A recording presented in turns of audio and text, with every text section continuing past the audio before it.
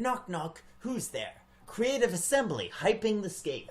How can tell us? Well, let's look at this first question. Okay, let me start with the question you won't answer. That was the Skaven you were teasing at the end of your trailer, right? He's referring to when you see the little pox rat. AB, what's a Skaven? Yeah, they don't exist. Aren't they something the people from Middenheim made up? Because remember, I know the lore, I'm a geek, just like you. Buy my stuff. So, these Creative Assembly people here obviously are hyping up the Skaven. It's kind of like when they give that little teaser at the end of the Rogue One trailer and you see Darth Vader for 2 seconds and you could be getting married that day. And it's like, what do I choose?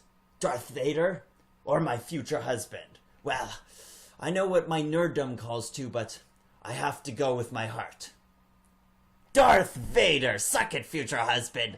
So, fine, I get it. I had to ask, says the interviewer. Can we talk about the setting instead? So, the vortex shown in the trailer is above Ulthuan, right? Then given the other 2 races you've confirmed, it'll be Lustria and Naggaroth too. IR, that's right. There's also an area called the Southlands. Who lives there? AB, we're not ready to talk about that yet. IR. But together these locations are known as the New World, and in fact, it's not just one race per area. There are a lot of sub-factions dotted all over the map as well. So, Optimist says, this answer means there might be some gameplay variety, which is good.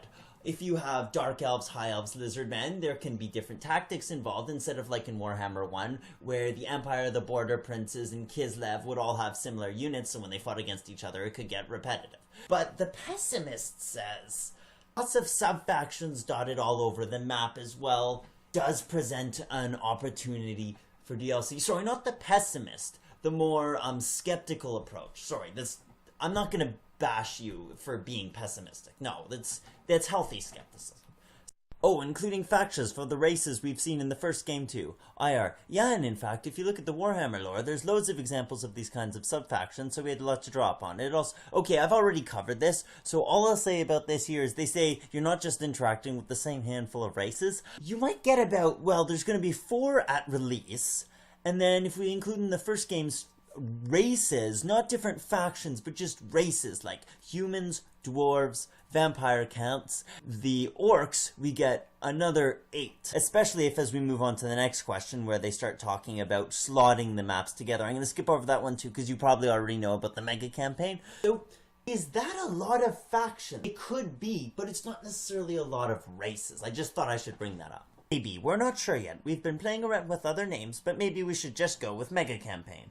IR. When players start one of these, they'll be playing a campaign which includes both the old and new world. Any DLC they've bought or free DLC they've installed will be included. It'll be one giant map. In the last game, Britonia free DLC for the multiplayer and the Britonia DLC single player campaign was very nice, as well as the Britonia faction availability in the Grand campaign.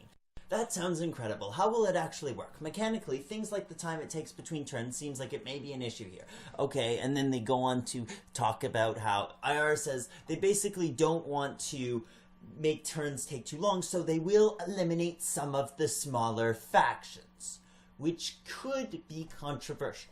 Now, I'm going to go out and say I am not inherently opposed to this idea. Like, let's think about factions like Estalia in the original Total War. Estalia had, like, some carbon copy Empire units. That's not very interesting.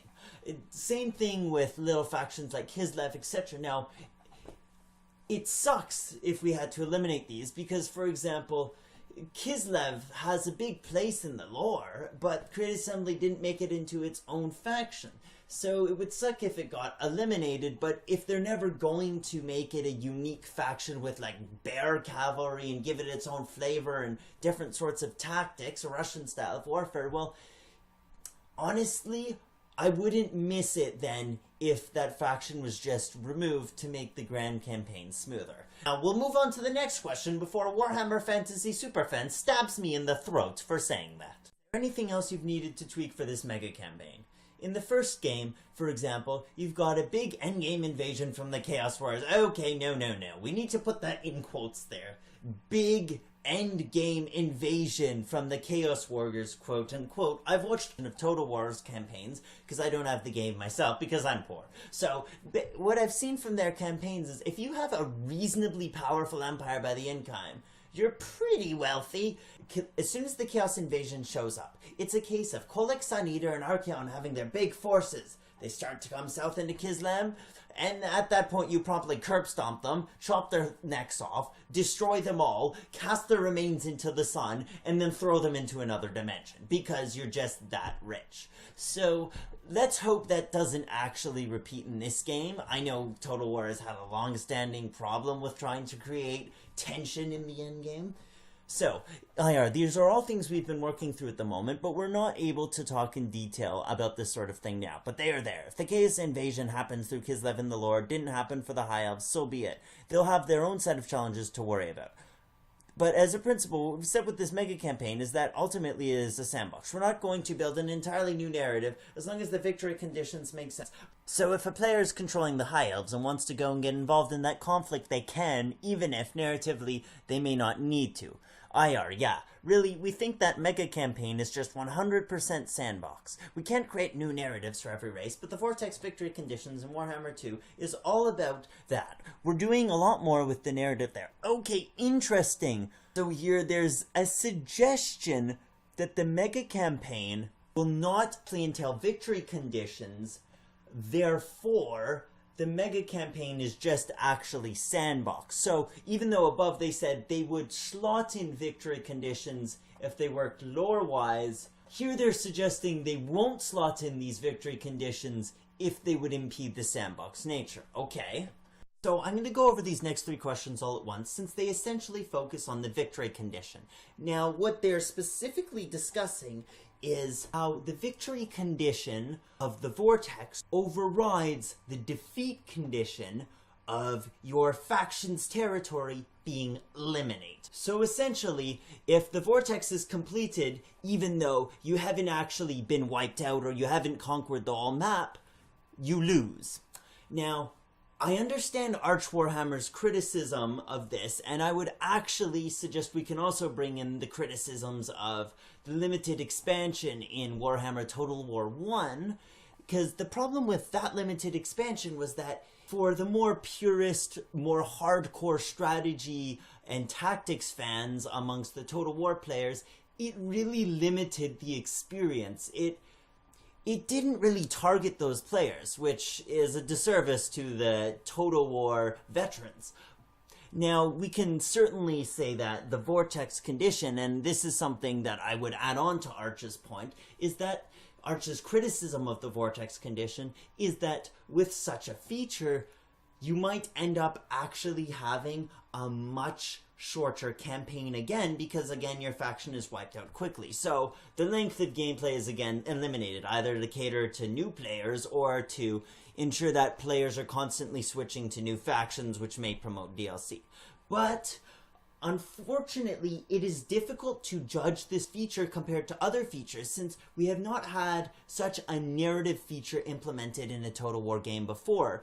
I don't want to get too bogged down in the smaller details here, says the interviewer, but say you're playing a mega campaign and you're controlling a Warhammer 1 race. Does the Vortex matter? If one of the other races completes that objective, is it game over? IR. No, in the mega campaign they won't be concerned with that. Yes! We're not really talking in any detail about how that'll work yet, but don't panic. Yes! They do have empathy! Thank you, Creative Assembly. Oh, they probably are real human beings. Strategy game interviews are always like this. We can't help it. You face some criticism with Warhammer 1 for the Chaos Warriors being offered as pre-order DLC. Has this changed your approach to the fourth race in Warhammer 2? That may or may not be the Skaven. AB. We can't talk about it yet, but what I will say is, we do listen very carefully to what people think of the stuff we do and the content we release. It will be appropriate, let's put it that way. Honestly, I'm very glad the interviewer asked this question, and he did bring it up in his intro paragraph, even if he has been tiptoeing around it a little. I'm glad he brought it up, because this is important to hold them to account. And to be fair to Creative Assembly, I really hope, for their sake, that they do not repeat the Chaos Warriors DLC fiasco, but it was a good idea of theirs to put the Bretonnia free LC. That was a ethical practice of them, and then they put in the Bretonnia free campaign. I hope we see a repeat of that, because that doesn't negate their mistakes, certainly, but it shows they've at least listen to the community. Now let's hope they keep listening to the community overall. So these last few questions have to do with the DLC.